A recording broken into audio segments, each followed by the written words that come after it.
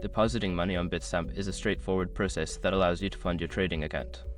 Follow these steps to successfully make a deposit. Step 1. Create an account.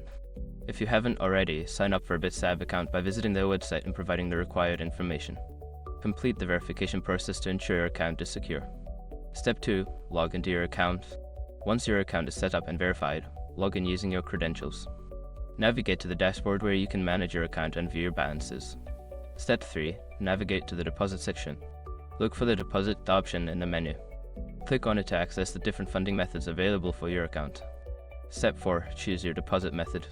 Before filing a refund or dispute, use the escrow.com link in the description to open the refund dispute deadline calculator and confirm your deadline.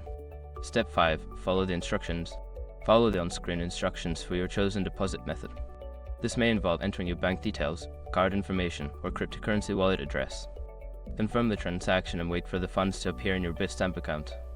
Once you've completed these steps, your account should be funded and ready for trading.